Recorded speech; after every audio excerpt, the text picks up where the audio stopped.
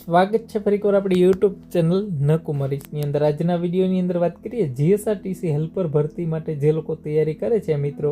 ખાસ કરીને અગાઉ જ્યારે હેલ્પરની ભરતી હતી ત્યારે જીએસઆરટીસી તરફથી કેટલી કક્ષાની અંદર છે મિત્રો ભરતી કરવામાં આવી હતી, તેના પેપરો કેટલા હતા, વિશેષ આજના વિડીયોની અંદર આપણે વાત કરવાની છે, સંપૂર્ણ ચર્ચા. તો ખાસ આ વિડીયો તમારા મિત્રો સુધી શેર કરી ચેનલની અંદર નવા આવેલા તો ચેનલ પર સબસ્ક્રાઈબ કરવાનું ભૂલતા નહીં. તો વાત કરીએ મિત્રો, અગાઉ જે જીએસઆરટીસીની અંદર હેલ્પરની જે ભરતી હતી મિત્રો, એની સિવાયની પણ જીએસઆરટીસી તરફથી ટોટલી 15 જેટલી કક્ષાઓ માટે જે ભરતી છે આવી હતી. એના પેપરો છે મિત્રો 15 જેટલા અલગ અલગ પેપરો આવેલા હતા. ખાસ કરીને આ વખતે શું કરેલું છે મિત્રો કે આ તમામ કક્ષાઓ માટે ભરતી નથી કરેલી. આ વખતે એક મલ્ટીપર્પઝ આ તમામ માટેની જે ભરતી છે એક હેલ્પરની અંદર મૂકી દીધેલી છે કે જીએસઆરટીસી નક્કી કરેલું છે કે આર્ટ એ મિકેનિક, આર્ટ્સ એ ઇલેક્ટ્રિશિયન, આર્ટ એ ઇલેક્ટ્રિશિયન, આ તમામ મિત્રો ભરતી આ વખતે નથી કરેલી. આ વખતે ફક્ત હેલ્પર માટેની જ ભરતી કરેલી છે. અગાઉની જ્યારે ભરતી હતી મિત્રો એમાં આર્ટ એ ઇલેક્ટ્રિશિયન હોય બરાબર, બોડી ફિટર છે, મિકેનિક છે મિત્રો, પેઇન્ટર છે, અલગ અલગ ભરતી કરેલી હતી.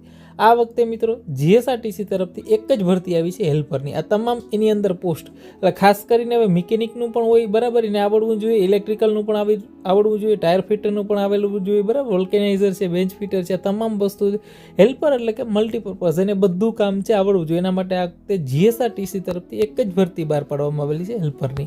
અગાઉ જ્યારે પરીક્ષા લેવાની હતી મિત્રો, જે અલગ અલગ ભરતી લેવાની હતી, જ્યારે 15 જેટલી કક્ષામાં ભરતી હતી મિત્રો, જેમાં હેડ મિકેનિકની ભરતી હતી બરાબર. તમામ જીએસઆરટીસીની અંદર તમે જો નોકરી કરશો બરાબર, જ્યારે લાગો છો ત્યારે આ તમામ પોસ્ટ આવતી હોય છે મિત્રો. આ તમામ સ્પેસિફિક પોસ્ટ હોય. તમારે હેલ્પરમાંથી પ્રમોશન થઈ અને તમે જે કહેવાય ને કે હેલ્પરમાંથી તમે આર્ટ સ્ટ્રીમની અંદર જઈ શકો છો. મિકેનિક સાઈડ હોય તો આર્ટ્સ મિકેનિકમાં જઈ શકો બરાબર.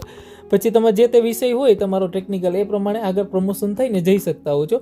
પણ એ તમામ વિગતવાર આપણે માહિતી આગળના વિડીયોમાં પણ મેળવીશું. અગાઉની વાત કરીએ આપણે ખાસ કરીને મિત્રો, અને એની પહેલાં મિત્રો તમે જો હેલ્પરની તૈયારી કરો છો એના માટે તમારે તૈયારી કરવા માટે આગળના પેપરો પણ વાંચવા જરૂરી છે. તો આ પેપરો તમને મળશે આપણી ઇલેક્ટ્રિક વર્લ્ડ એપ્લિકેશન મિત્રો. ઇલેક્ટ્રિક વર્લ્ડ એપ્લિકેશન છે, તમને લિંક હું ડિસ્ક્રિપ્શન બોક્સની અંદર આપી દઉં છું.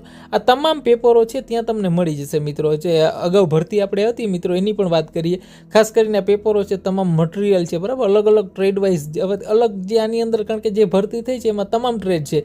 એમાં ઇલેક્ટ્રિશિયન હોય બરાબર, ફિટર છે, મિકેનિક ડીઝલ છે, મોટર મિકેનિક વ્હીકલ છે, કાર્પેન્ટર છે બરાબર, પછી સ્ટ્રીટ મેટલ વર્ક છે મિત્રો, પેઇન્ટર છે, વેલ્ડર ફેબ્રિકેશન છે, વેલ્ડર ખાલી છે બરાબર. આ તમામ ટ્રેડ, ટર્નર, મશીનિસ્ટ, તો તમામ ટ્રેડનું તમે મટીરિયલ ભેગું કરવું હોય તો ન મળી શકે. એના માટે તમારે ઇલેક્ટ્રિક વર્લ્ડ એપ્લિકેશન ડાઉનલોડ કરશો તો એમાં તમને આ બધી વસ્તુ મળી જશે.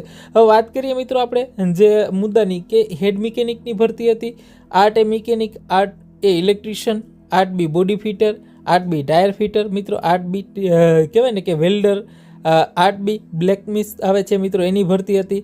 પછી આર્ટ બી વલ્કેનાઇઝર માટેની હતી, બેન્ચ ફિટરની હતી, આર્ટસી મિકેનિકની હતી, આર્ટસી બોડી ફિટરની હતી, આર્ટસી પેઇન્ટરની હતી, આર્ટસી ઇલેક્ટ્રિશિયનની હતી, આર્ટસી વલ્કેનાઇઝરની ને હેલ્પરની, આમ 15 કક્ષાની ભરતી હતી.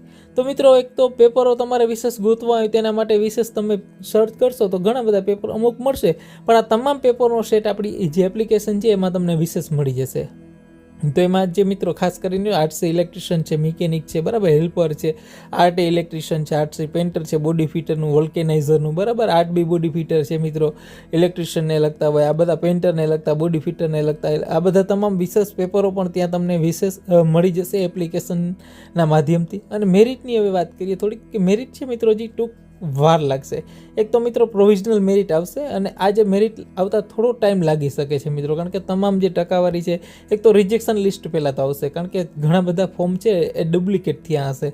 કારણ કે અમુક વખતે ફોર્મ તમે ભરેલું હોય, પાછળથી તમારું બીજું ફોર્મ ભરેલું હોય તો ડુપ્લિકેટ લિસ્ટ છે મિત્રો, એ ડુપ્લિકેટ અરજીઓ આવશે. ત્યારબાદ મિત્રો રિજેક્શન લિસ્ટ આવશે બરાબર. ત્યારબાદ પ્રોવિઝનલ તમારું મેરિટ છે બહાર પડતું હોય તો હજી 1.5-2 મહિનાથી વધારે પણ સમય લાગી શકે મિત્રો. પણ જે લોકો ખાસ કરીને તૈયારી કરવા માંગતા હોય, હેલ્પરની અંદર આવવું જ છે, એ લોકોએ તૈયારી કરી દેવી, કંઈ પ્રશ્ન નહીં કરવા મિત્રો. આમાં પ્રશ્ન કરશો તો તમે રહી જશો. સતું શું હોય કે તમે તૈયારીને બદલે કે હવે મેરિટ ક્યારે બહાર પડશે ને હવે નામ આવશે તો વાંચશું, તમે તૈયારી કરો, મેરિટમાં નામ ન પણ કદાચ ને મે બી ના આવે ને તો તમે બીજી ભરતી માટે તમને વાંચેલું હશે ને તો કામ આવશે. એવું નથી, બીજી પણ ઘણી બધી ભરતી બહાર પાડતી જ હોય છે સરકારની બરાબર. તો એમાં પણ તમને કામ આવે તો ખાસ વાંચવું ઇમ્પોર્ટન્ટ છે મિત્રો. એના માટે તમારી તૈયારી હોવી જરૂરી છે. તૈયારી એટલે તમામ ટ્રેડમાં તમને એમ થાય કે હું ઇલેક્ટ્રિશિયન છું તો ઇલેક્ટ્રિશિયનનું જ વાંચું તો ના, એમ આ હેલ્પર માટે નહીં થાય મિત્રો આ વખતે, ખાસ કરીને કારણ કે એનું પેપર જ એ રીતે મોડિફાઈ છે મિત્રો. હેલ્પર એટલે મલ્ટીપર્પઝ વસ્તુ થશે. હેલ્પરમાં આ તમામ પેપરો છે મિત્રો, આમાંથી વિશેષ પ્રશ્ન પણ હોઈ શકે. અગાઉ જે આ પરીક્ષા લેવાની છે મિત્રો, એના પ્રશ્ન પણ હોઈ શકે, એટલે એ તમારે વિશેષ ઇમ્પોર્ટન્ટ રહેશે. આ પેપરો તમે જોશો તમને આઈડિયા આવશે કે તમને ટાર્ગેટ આવશે કે કેવા કેવા પ્રશ્નો અગાઉ પૂછાઈ ગયેલા છે. કારણ કે આ તમે પેપર જો મિત્રો, આર્ટ્સ ઇલેક્ટ્રિશિયન હોય, આર્ટ ઇલેક્ટ્રિશિયન હોય, મિકેનિક હોય, બરાબર, બેન્ચ ફિટરનું છે, પેઇન્ટરનું છે, વેલ્ડરનું છે. આ તમે પેપર જોશો એટલે તમને આઈડિયા આવશે કે આ પ્રકારના પ્રશ્નો પૂછી શકાય ટેકનિકલની અંદર. અને મિત્રો પાસ થવા માટે તમારે ટેકનિકલ ઉપર જ ભાર દેવો જરૂરી છે. કારણ કે તમે જો આમાં વિશેષ તમે એક વસ્તુ શું થાય કે તમે ઇતિહાસ વાંચો, બરાબર, તો ઇતિહાસ કેટલો વાંચશો, બરાબર. ભૂગોળ વાંચો તો ભૂગોળ તમે પૂરું ના વાંચી શકો. ટેકનિકલ છે ને એ બેઝિક પાયાની વસ્તુ છે કે એ તમને મિકેનિક સાઈડનું હોય તો મિકેનિક સાઈડનું બેઝિક તમને પૂછાશે, ઇલેક્ટ્રિકનું બેઝિક વસ્તુ હશે, સીટ મેટલની બેઝિક વસ્તુ હશે.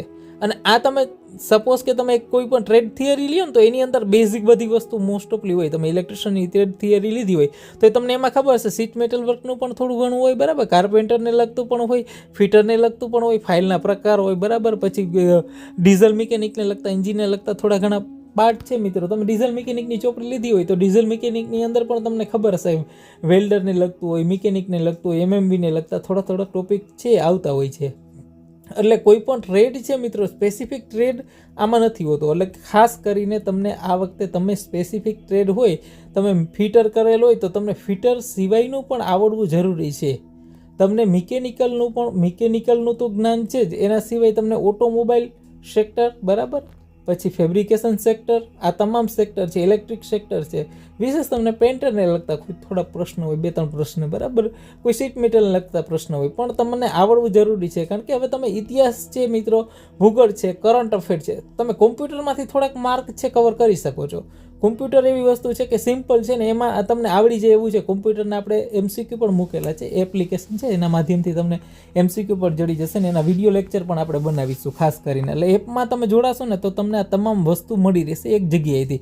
એનો ટોટલ વિડીયો લેક્ચર પણ આપણે ટૂંક સમયમાં શરૂ કરી છે, એનો આખો કોર્સ, બરાબર, જે અલગ અલગ સેક્ટર વાઇઝ છે મિત્રો, ઇલેક્ટ્રિકલ હોય, મિકેનિકલ હોય, એના તમામ ટ્રેડની જે આખી ફાઇલ છે ટૂંક સમયની અંદર જે કોર્સની અંદર નવો કોર્સ છે હેલ્પરનો આવશે, એમાં તમામ વસ્તુ તમને મળી જશે. અત્યારે તમારા પેપર છે અલગ અલગ સેક્ટર વાઇઝ છે મિત્રો, તમને આ વસ્તુ વિશેષ મળશે એપ્લિકેશનના માધ્યમથી. તમે જોજો એકવાર, ખાલી ડાઉનલોડ કરજો એટલે તમને આઈડિયા આવશે મિત્રો.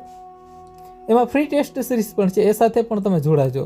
એટલે કે તમારે છે મિત્રો ઇતિહાસ છે, કોમ્પ્યુટરને વિશેષ તમે કોમ્પ્યુટર ઉપર થોડુંક ભાર દેશો તો કોમ્પ્યુટર 10 માર્કના રોકડા પ્રશ્ન જેવું છે. આથી તમને 7 થી 8 તમે વાંચો, આમ વાંચો તો મને એવું લાગે કે 9 થી 10 પ્રશ્ન આમાં આવી જ જાય. કોમ્પ્યુટર છે ને ઇઝી પ્રશ્ન હશે, એટલે કોમ્પ્યુટરમાંથી તમને પ્રશ્ન ખેંચવા, અને તમારે કોમ્પ્યુટર પ્લસ તમારે ટેકનિકલ, કારણ કે કરંટ અફેર છે એમાંથી થોડા ઘણા માર્ક આવી, પણ ટેકનિકલ છે ને એ અગત્યનો. જેને 40 માર્ક લેવા ને મિત્રો, એ પણ બહુ અગત્યના છે ખાસ કરીને. એટલે 40 માર્ક લેવા અગત્યના છે પાસ થવા માટે. અગાઉની જ્યારે ભરતી હતી ને એમાં 40 માર્ક પણ નહોતા આવેલા. જેટલી ભરતી કરવાની હતી ને એટલા ઉમેદવારો પણ નહોતા મળેલા, 100 ઉમેદવારો મળેલા ખાલી.